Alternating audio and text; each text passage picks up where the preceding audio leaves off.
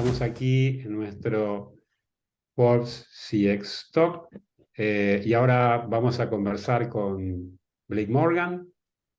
Blake es conocida como la reina de CX.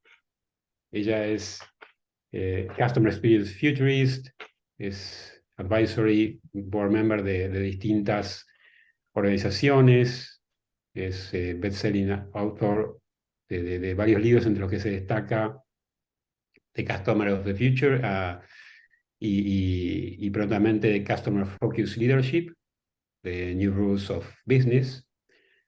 Y bueno, es keynote speaker, realmente tiene muchísima experiencia a nivel global, es una de las gurúes más reconocidas. Y bueno, vamos a tener unos minutos para compartir con ella y ver su visión sobre el mundo de CX.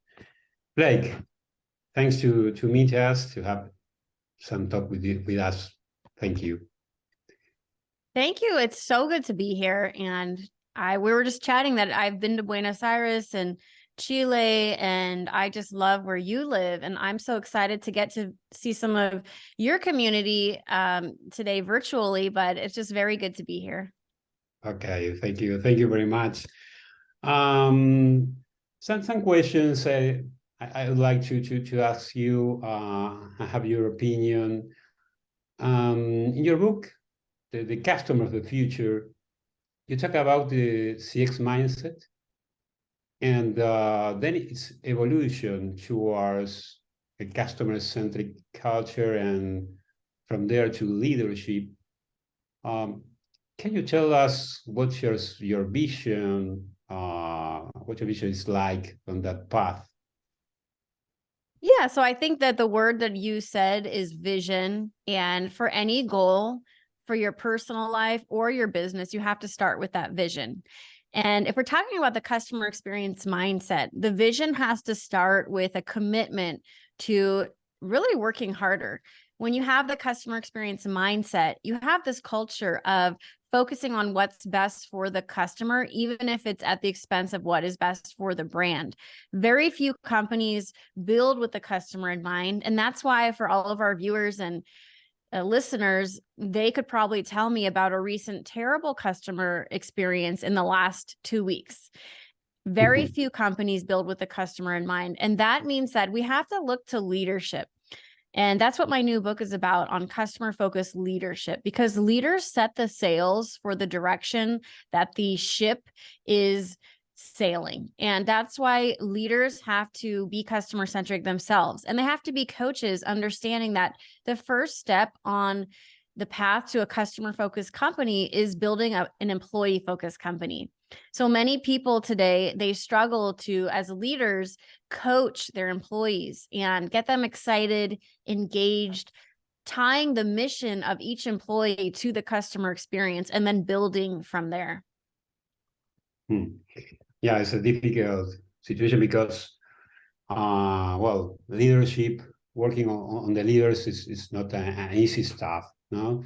And regarding this point of view or the experience that you have with many customer-centric companies, what's the difference that you can maybe realize between these world-class customer-centric companies or organizations and the ones that want to be like them, but they can't?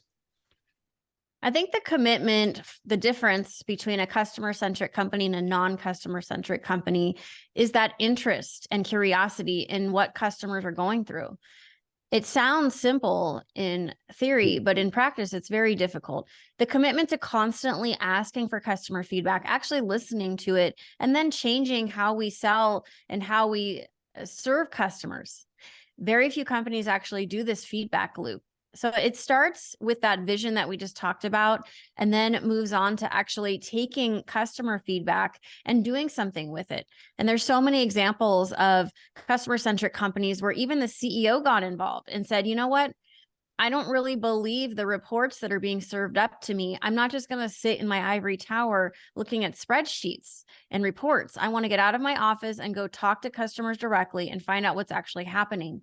Examples of this are David Cote, the CEO of Honeywell, the multinational conglomerate that turned the company around from a 20 billion market cap to 120 billion market cap. And I had the chance to interview him, and David Cote told me that he found out that his customer service leaders were lying to him about what the reports were saying. They didn't mean to lie, but they felt that if the customer issue wasn't their fault specifically, they would leave it out of the report. So he decided he was just going to start calling 50 customers a day and getting feedback directly from the source. And over his tenure at Honeywell, his story is a Cinderella darling story of the business world, because just his commitment to the raw and real truth and not being so comfortable just sitting looking at spreadsheets and reports sitting in the office. These are leaders that are willing to flip burgers next to employees, and they are committed to the real and honest truth of what's happening on the ground with the business. Yeah, it's very interesting what you're saying, because we are maybe in a kind of data-driven era and stage, and there is so much focus on data, and it's okay, but this more human or qualitative kind of approach to be next to the people really change more easily, you know, or more effectively the points of view, no? Many times I see maybe analytics teams that they develop models without having the faintest idea of how the customer behaves, or what the customer believes or thinks. So really, it's a very, very interesting topic that you're bringing here. And regarding, we had last year with Peter Fader, some talk about customer centricity, and about this topic. What do you think, or do you agree with his point of view of well, not equal treatment maybe for all the customers? He's focused on CLV and well, the high value customer. What's your opinion regarding that? I'll use the example of United Airlines. I am a Premier member. I'm a 1K member. I just finally got my status with United Airlines.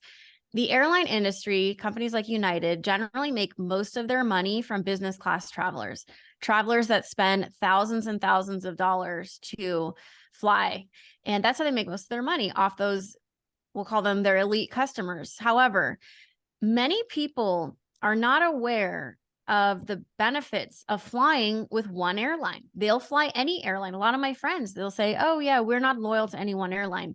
So United is missing out on that potential opportunity, because if United were to provide an incredible experience to more of their coach customers, then those coach customers might move up and to become loyal, and then have their corporations pay for those business class seats. I think that the winning companies today are able to democratize experiences that generally are only offered to a few people, and they give that to everyone. They make it more accessible, like Warby Parker eyeglasses. I can even show you my eyeglasses. I bought these maybe 8-10 years ago. They were probably $600 to $800 US. I think partially paid for my insurance. That is really expensive for glasses. Most people cannot afford that, and Luxottica dominated the eyeglass market. Well, Warby Parker comes along and says, why are reading glasses so expensive? That's not right. They disrupt it. I just went to Warby Parker the other day and I bought glasses that were $100 versus $800. And these are the companies that they take experiences that are generally only for the select few, and they democratize them and make them accessible to everyone. So while I know Dr. Peter Fader, and he's super smart and interesting, and he's a really nice guy as well. And I've met him. What I will say is that I think today the technology disruption and the innovation, the companies that are winning are taking experiences that only a few people can afford and enjoy and bringing them to everyone. Like even just flying in general, like in the old days, only very rich people could fly. And then that opportunity was offered to more people of all different classes. And now everybody flies. But that's just the way the world changes. Yes. So yes, I think Peter Fader, yes, obviously your business, you're probably going to make most of your money off 20% of your customers. But if you leave 80% of your customers on the table, you're really missing out on other revenue opportunities and the opportunity to build loyalty with them so they stay with you. Yes, that's the key topic there. Not to leave them alone. No, I suppose to have this kind of I don't know, not have any problem with that kind of a strategy. Well, And wait, let me stop you. So think of your own life with your reputation and your brand as an individual. Let's say yeah. that you know 30 people. 8 of those people you love, and they're really valuable people in your life. They're people you can call anytime, day or night, and they'll help you. But if you treat the other 22 people like garbage, those 30 people, 22 of them are going to say, yeah, you know, that Blake, she's not very nice. She's not a good person. She's mean. And they'll start to spread bad news about your brand. Well, those 22 people do matter, and it will hurt your brand. So you can't just treat only 8 of your circle of 30 people great and expect your brand for people to like your reputation. Customer experience is your brand. So we have to make sure that if experience is the brand, we have to be careful about how we treat everyone. Yeah, I agree with you.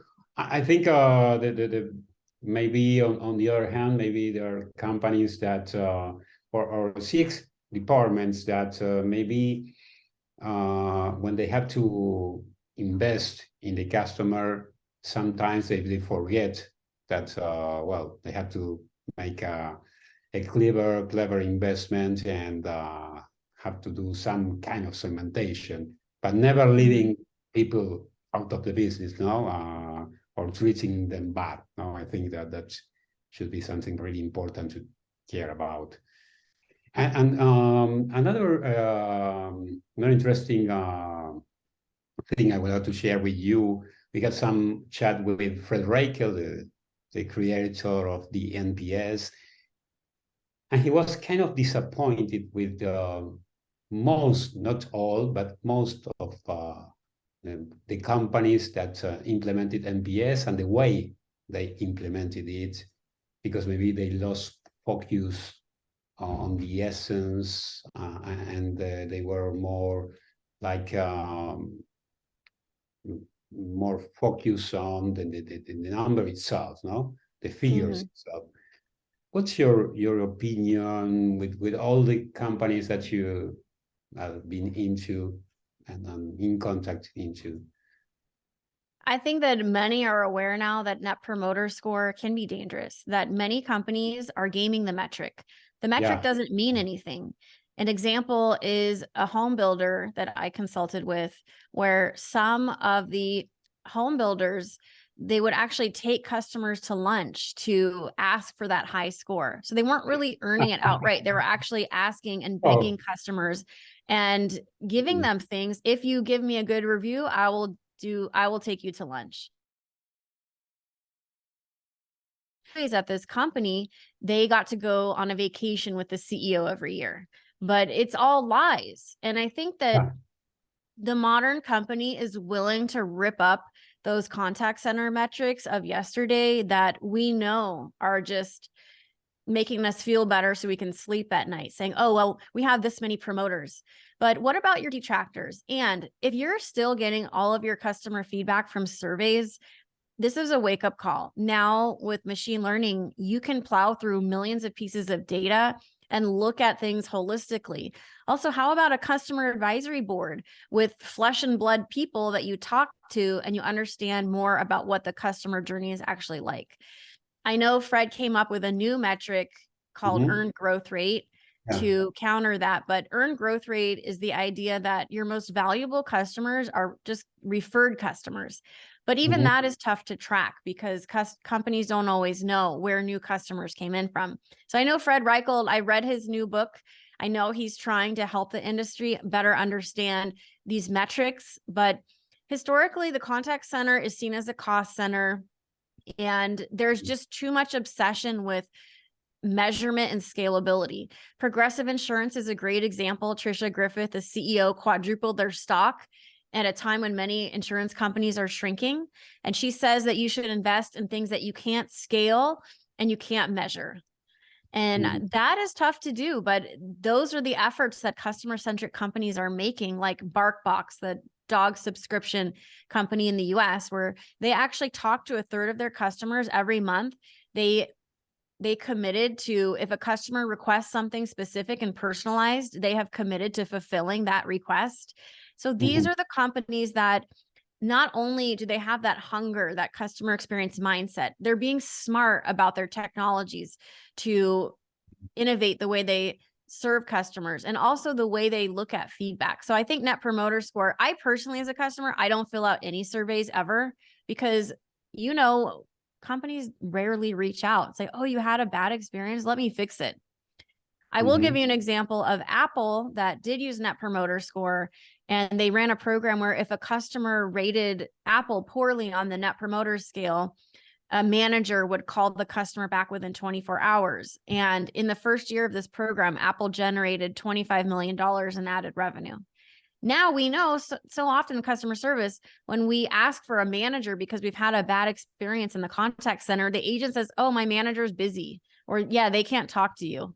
So these are the companies that are differentiating on experience, and they're looking at metrics in a way where they know if we treasure it, we'll measure it, and we have to be careful about what we're measuring. Great. Very, very interesting. And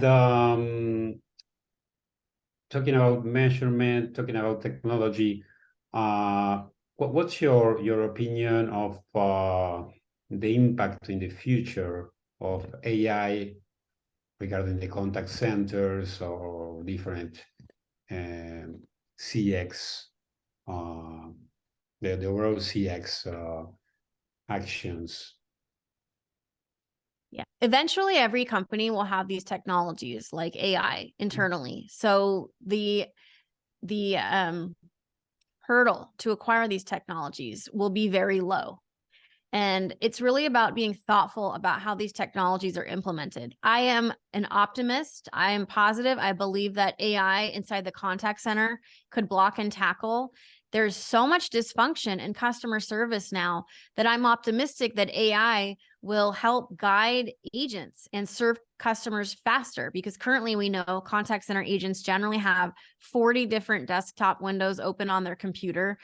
And customer experience overall, you know, it's often not seamless. It's not zero friction. It's not fast. And so there's so much dysfunction to be solved by AI. I think AI right now, it's early days, and many companies are just throwing a chatbot up on their website, which I'm not a fan of because the chatbots don't work.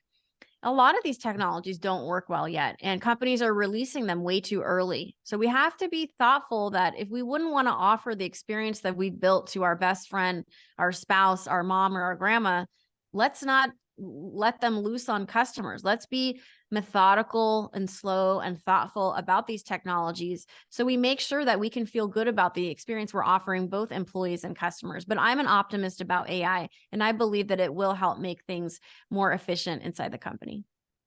Okay, great. Blake, can you give us a final advice regarding what the future trends that you're seeing, and what I mean, in which way companies can be prepared for that? I think the best thing you can do is inside of your company, create more advocacy for customer experience. So your CIO, your CFO, your CMO, your head of customer experience, if you have one, are working together to create technology solutions that make sense, that create better employee experiences and better customer experiences. Without that alignment internally and that focus where everyone is moving in the same direction, you're not going to have that customer experience success that you seek. So that's the first step: is what is our vision? What direction are we going? are all of the leaders in alignment on where we are headed? And how can we make sure that what we have inside will set our company up for success today, but also 5-10 years down the road? We're seeing companies like JP Morgan Chase and Walmart investing $12 and $14 billion in digital transformation. So many companies now are taking technology seriously, but it really just starts with that vision of the customer experience mindset. And then we start backing into what will it take to do that, to achieve the customer experience mindset internally. Okay, well, thank you very much, Blake. Really, really interesting insights. And well, nice to meet you. It was really, really interesting for us to have your vision. And well, see you next year. Thank you. Nice to meet you too.